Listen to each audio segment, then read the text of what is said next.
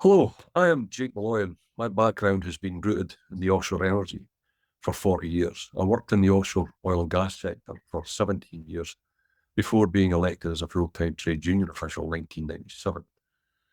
I served as a full-time trade union officer until 2023 when I stood down in pursuit of a quieter life. This allowed me to focus on my passion, which is the climate crisis and moreover, a just transition for offshore energy workers. Today, I support the offshore energy branch of the trade union RNT, and I currently sit on the Scottish Government's Just Transition Commission as a commissioner. The basic idea of a just transition is to support workers who face losing their jobs as an industry is shut down by environmental regulations, such as climate policy. This would include retraining and developing alternative forms of employment. The idea of just transition has been around for a while and is now supported by the United Nations and big development banks around the world. We are currently in a transition, but it is not as yet just. We already have 2,600 wind turbines in UK waters, capable of producing nearly 14 gigawatts of power. Only China exceeds this, so in terms of energy production, offshore wind is a success story. This has largely been achieved without any substantive subsidies. In terms of trade, it has been one-way traffic, almost entirely imports.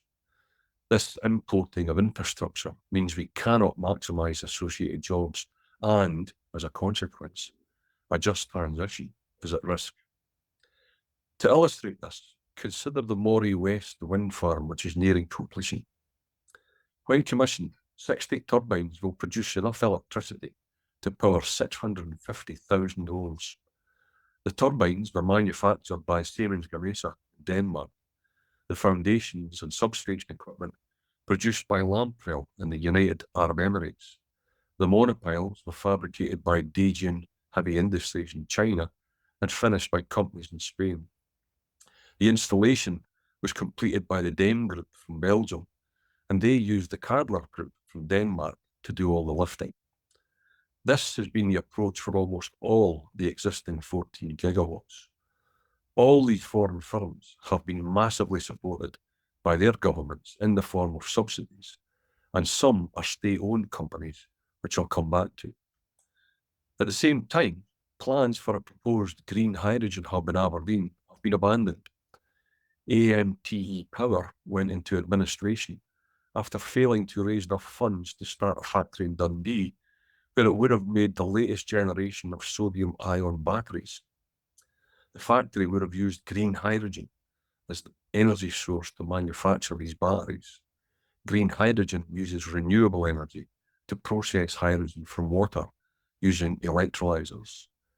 Argent Energy, near Motherwell, which produces 45,000 tonnes of biodiesel each year, is being closed with the loss of 75 jobs.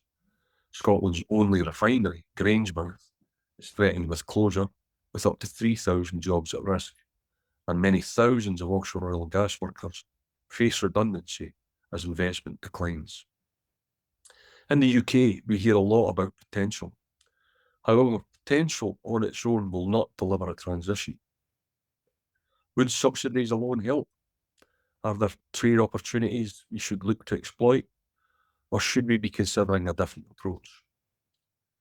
Looking at the 14 gigawatts of offshore wind energy we produce, over half is owned by state-owned or part-state-owned energy companies. The Danes and the Norwegians enjoy the biggest chunks, but companies from around the world are snapping up our energy production infrastructure. A very recent example is the Thai National Oil Company. They purchased a 25.5% stake in the Seagreen wind farm. They bought it for a total of 552 million, with a projected return of 3.5 billion over 5 years. Have the state-owned or state-influenced energy companies got it wrong?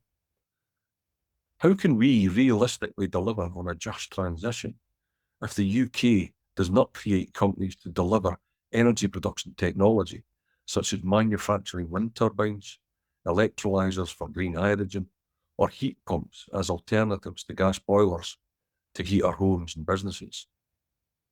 Equally, if we don't develop new energy applications such as electric or hydrogen drivetrains, energy storage, fuel cells, and so on, how do we exploit trade opportunities? Will we be left behind? Is the lack of a trade and industrial policy and the absence of core net zero manufacturing capabilities leaving the UK poorly positioned to achieve our goals? Is the current fiscal regime a deterrent to investment? With China, the US, and the EU leading the way, should we be exploring an alternative approach? Instead of considering subsidies, might we look at taking a share of the risk? After all, a subsidy or a fund is just another form of risk. Should the UK look at conditionality, consider profit-sharing mechanisms, explore equity stakes linked to just transition needs? All the state-owned entities buying up our infrastructure are taking a risk. Why can't the UK take this type of risk too? We claim the oil and gas sector holds all the skills we need to deliver a just transition. We claim we must ensure energy security, address fuel poverty, reduce the cost of energy to consumers, boost the economy, and so on. It's time we proved it. Thanks.